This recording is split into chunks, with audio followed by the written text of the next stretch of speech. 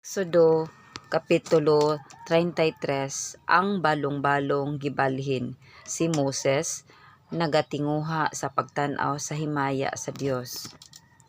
Og si Jehovah miingon kang Moses, lumakaw ka ug tumungas ka gikan dinhi, ikaw ug ang katawhan nga imong gidala gikan sa yuta sa Ehipto, padulong sa yuta nga akong gipanumpa kang Abraham, kang Isaac ug kang Jacob nga nagaingon, sa imong kaliwatan igahatag ko kini. 2. Ug ako magpadala sa unahan mo og usa ka manulunda, ug papahawaon ko ang Kanaanhon ug ang Amorihanon ug ang Hetihanon ug ang Peresihanon ug ang Hebihanon ug ang Jebushihanon. 3. Ngadto sa yuta nga nagapaagay sa gatas ug dugos, kay ako dili motunga sa taliwala mo, kay ikaw mao ang katawhan nga magahi og liog, tingali og ako magaut-ot kanimo sa dalan. 4. Ug sa diha nga ang katawhan nakadungog niining daotan nga mga balita, na nagbalata sila ug walay bisan kinsa nga nagbutang sa iyang mga dayan-dayan. 5. Ug si Jehovah miingon kang Moses, ipamulong mo sa mga anak sa Israel, kamo mao ang katawhan nga magahi og liog. Kung musaka ako sa taliwala mo sa makadiyot, pagaut-uton ko ikaw, busa tangtanga karon ng imong mga dayan-dayan gikan kanimo, kay ako mahibalo sa akong pagabuhaton kanimo. 6. Ug ang mga anak sa Israel na nagpanangtang sa ilang mga dayan-dayan sukad sa bukid sa Horeb ngadto sa unahan. 7. Karon si Moses nagakanunay sa pagkuha sa balong-balong ug iyang gipatindog kini sa gawas sa kampo, halayo sa kampo, ug gihinganlan niya kini og balong-balong nga pagatiguman, ug nahitabo nga ang tagsa-tagsa nga nangita kang Jehovah miadto ngadto sa balong-balong nga pagatiguman nga diha sa gawas sa kampo. 8. Ug nahatabo nga sa diha nga si Moses milakaw ngadto sa balong-balong, ang tibuok nga katawhan mibangon ug mitindog ang tagsa-tagsa sa pultahan sa iyang balong-balong, ug mitan-aw ngadto kang Moses hangtod nga siya misulod sa balong-balong. 9.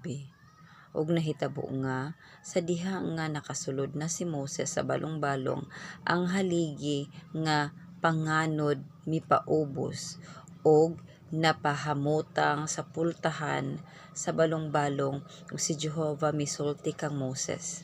10. Ug ang tibuok nga katawhan nakakita sa haligi nga panganod nga diha sa pultahan sa balong-balong, ug ang tibuok nga katawhan mitindog ug mingsimba ang tagsa-tagsa dito sa pultahan sa iyang balong-balong. 11. Ug si Jehovah misulti kang Moses sa nawong ug nawong, ingon sa usa ka tawo nga nakigsulti sa iyang higala, ug mibalik siya ngadto sa kampo, apan ang iyang alagad nga si Josue, anak nga lalaki ni Nun, tawo nga batan-on, wala gayud gumula sa balong-balong. 12. Og si Moses miingon kang Jehovah, tan-awa, ikaw nagaingon kanako, dad-a kining katawhan, ug ikaw wala magpahayag kanako kung kinsa ang pagasugoon mo uban kanako, apan ikaw miingon, ako nakaila kanimo pinaagi sa imong ngalan, ug nakakaplag ka usab og kalumo sa akong mga mata. 13. Busa karon ako nagapangalyupo kanimo, kung ako nakakaplag og kalumo sa imong mga mata, ipahayag mo karon kanako ang imong mga dalan, aron mailak ko ikaw sa tuyo nga makakaplag ako og kalumo sa imong mga mata, ug palando nga kining nasod mao ang imong katawhan. 14. Ug miingon siya, ang akong presensya muuban kanimo, ug paghatagan ko ikaw og pagpahulay. 15. Ug siya miingon kaniya, kung ang imong presensya dili magauban kanako, dili mo kami pagkuhaon dinhi.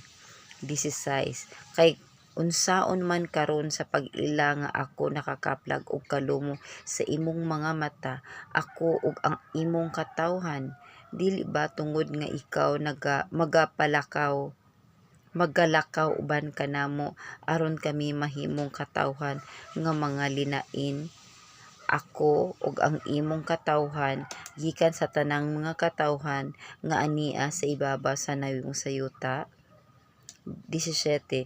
Ug si Jehovah miingon kang Moses, pagabuhaton ko usab kini nga butanga nga imong giingon, tungod kay nakakaplag ka og kalumo sa ako mga mata ug nailako ikaw tungod sa imong ngalan.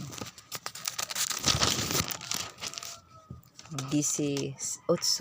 Og siya miingon, ginapangalyupo ko kanimo nga ipakita mo kanako ang imong himaya. 19. Og siya miingon, pagapaigoon ko ang tanan ko nga kaayuhan sa atubangan mo, og igapamantala ko ang ngalan ni Jehovah sa atubangan mo, og ako magamaluluy-on sa ako pagakaluy-an, og magapakita ako og puangod ni adtong pagapuangoron ko. 20. Ug siya miingon, ikaw dili arang makakita sa akong nawong, kay ang tao dili makakita sa akong nawong ug mabuhi pa siya. 21. Ug si Jehovah miingon, ania karon adunay dapit haduol kanako, ug ikaw magatindog sa ibabaw sa bato. 22. Ug mahatabo nga samtang ang akong himaya moagi nga igabutang ko ikaw sa usa ka liki sa bato, ug pagatabunan ko ikaw sa akong kamot hangtod nga mosaylo ako. 23. Ug pagakuhaon ko ang akong kamot, ug ikaw makakita sa akong likod, apan ang akong nawong dili hikit-an.